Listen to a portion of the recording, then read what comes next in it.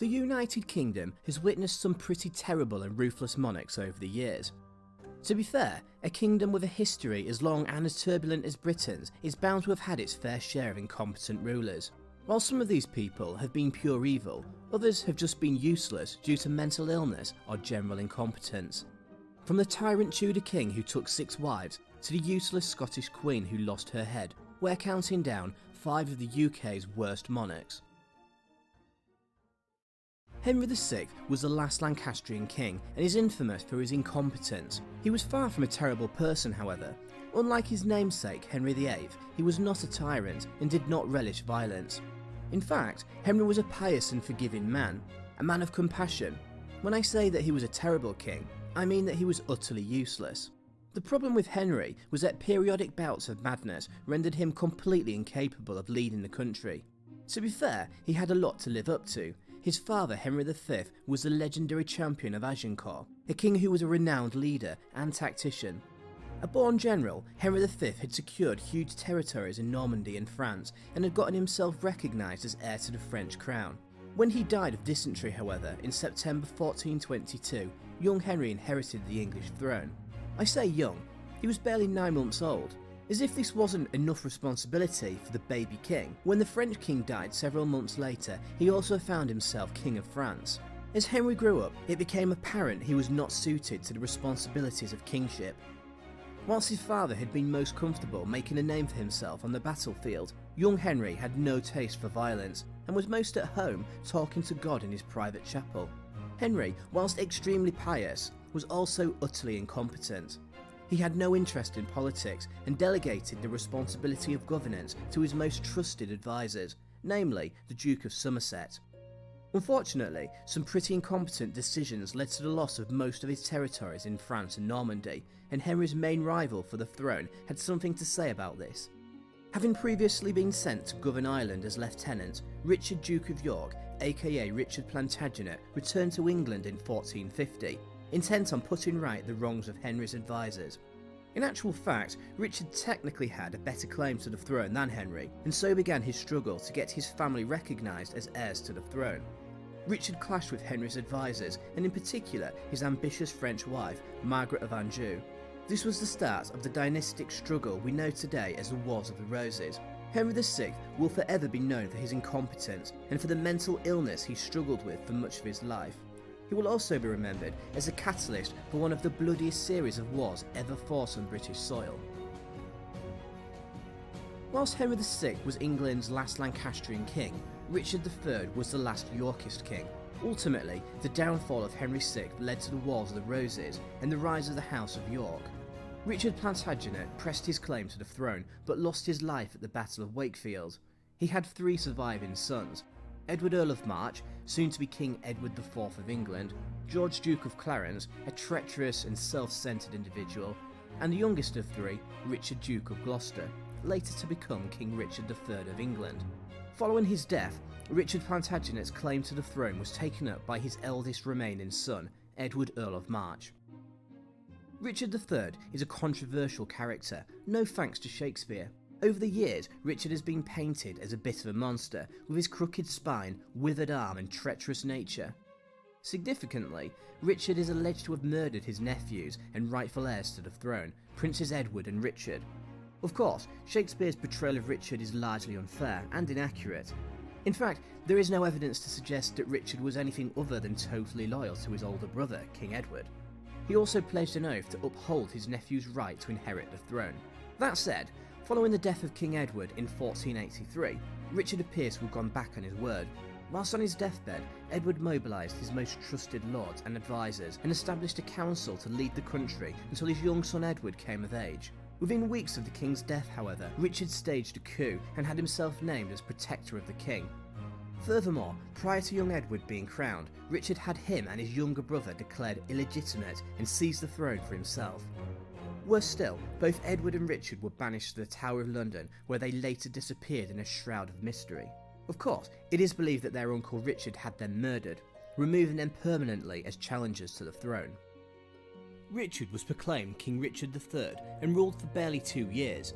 He was killed at the Battle of Bosworth in 1485. in effect bringing an end to the Wars of the Roses and giving rise to the Tudor dynasty. Richard would turn up some years later, buried beneath a car park in Leicester.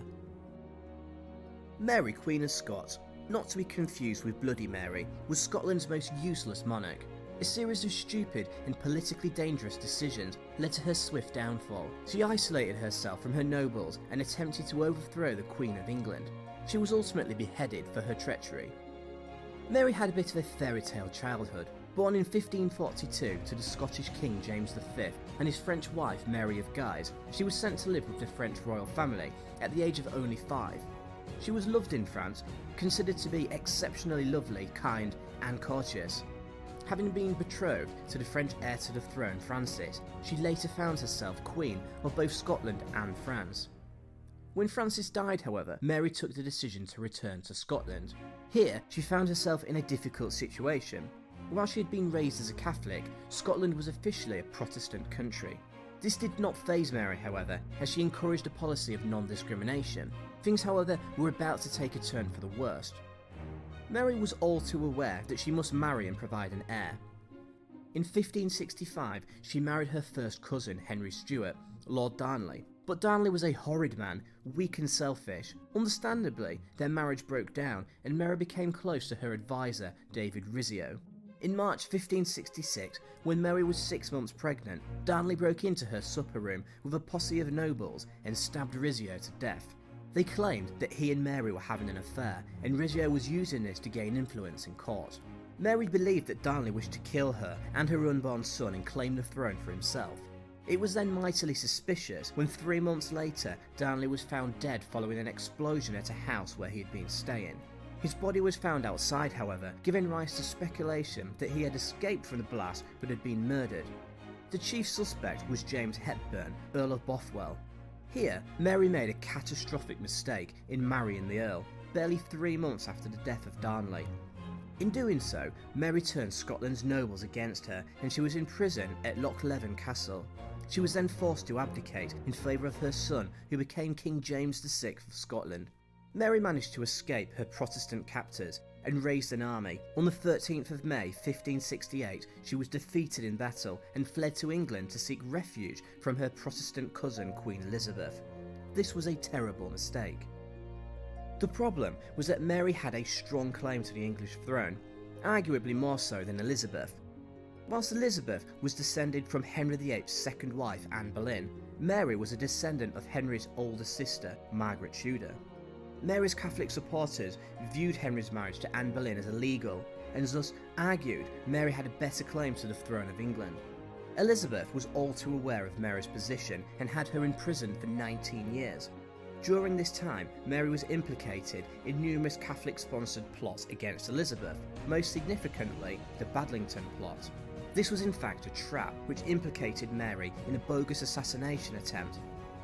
Although reluctant to do so, Elizabeth sentenced her cousin to death, and she lost her head on the 8th of February 1587. Interestingly, Mary's son James VI went on to succeed Elizabeth in 1603, and became the very first king of both Scotland and England. This in effect created the Kingdom of Great Britain. Henry VIII is one of England's most notorious kings, most commonly known for taking 6 wives. Often described as a tyrant, Henry is also infamous for dissolving the monasteries and breaking with Rome. Henry was almost not king, however. This honour was meant for his older brother Arthur, who died suddenly in 1502. As a second son of Henry VII and his wife Elizabeth of York, Henry VIII was obsessed with securing his own dynasty and sought to wipe out any resistance to his rule. To this end, the king was ruthless, having executed or imprisoned all those who had even the slightest claim to the throne. King Henry was obsessed with securing a male heir. After becoming frustrated with his first wife, Catherine of Aragon, he fell in love with the young and beautiful Anne Boleyn. When the Pope refused to annul his marriage, Henry set out on a path of destruction, dissolving 800 monasteries and forming the Protestant Church of England. As we know, Anne was arrested on charges of adultery and beheaded at the Tower of London. Henry took 4 more wives. Jane Seymour provided Henry with a son, but died in childbirth. He was so repulsed by his next wife Anne of Cleves that he divorced her almost instantly. The teenage Catherine Howard was beheaded for adultery, and his last wife, Catherine Parr, somehow managed to keep her head and outlived him. Particularly in his later years, Henry became fat, obsessive, paranoid, and narcissistic. You really didn't want to get on the wrong side of him. His most trusted advisor, Thomas Cromwell, was executed for nothing more than orchestrating his marriage to Anne of Cleves. When Henry wasn't having those around him executed, he was waging war against Scotland and France. He was a completely useless commander and practically brought England to its knees. Henry was a pretty terrible monarch. King John is probably considered England's most useless and evil king. Portrayed as the villain in Robin Hood, he certainly stands up to his evil reputation. John was the youngest and favourite son of Henry II and was born around Christmas time 1166. As the youngest of 5 male children, John was never intended to wear the crown, and with all the lands and titles being handed out to his brothers, he gained the nickname Lackland. Whilst John was not unique amongst his brothers for being treacherous, he did cement his reputation when his brother Richard the Lionheart became king in 1189. With his other brothers dead, he attempted to usurp Richard when he was off on crusade. With a little help from Philip Augustus of France, he was nearly successful. When Richard died in 1199, John somehow found himself sitting on the English throne. His brother had, however, acknowledged their nephew Arthur as heir to the throne several years earlier. Arthur did in fact have a better claim, but this was no issue for John, he just had him killed. As well as being treacherous, John was also immensely cruel, and chivalry meant absolutely nothing to him. Where others would capture their enemies as opposed to killing them, John would just do the latter. He was universally hated by everybody. He was a bastard. He pissed off his barons by sleeping with their wives and suppressing their baronial rights. He even fell out with the King of France and lost the entirety of Normandy as a consequence. A monumental blunder. John raised taxes and demanded money in order to take back his continental dominions. He further pissed off his barons who rebelled against him, and his hand was forced into signing Magna Carta. John being John, however, he soon went back on his word. France invaded England on the request of his barons, and everybody was at war. It was just awesome. In fact, the only good thing John ever did was dying. In 1216, his son Henry III took to the throne at the ripe old age of 9. To think of it, he turned out to be pretty useless as well.